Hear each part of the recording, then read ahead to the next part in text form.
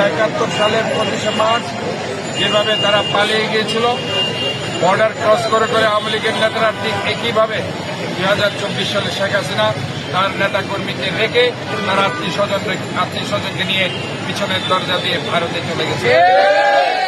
আমরা বলতে চাই, বাংলাদেশ জাতীয়তাবাদী দলের নেত্রী বেগম খালেদা জিয়া বারবার জনগণকে একসাথে ঐক্যবদ্ধভাবে আন্দোলন করেছে, ওনাদেরকে ফেলে কখনো দেশের বাইরে যায়নি।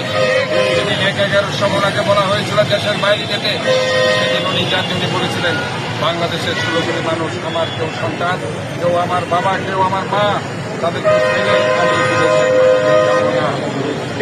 আমরা দেখেছি আজকে দেশনায়ক তারেক রহমান 2024-এর যে গণ আন্দোলন, গণ অভ্যুত্থান, প্রথম দিন থেকে উনি নেতৃত্ব দিচ্ছেন।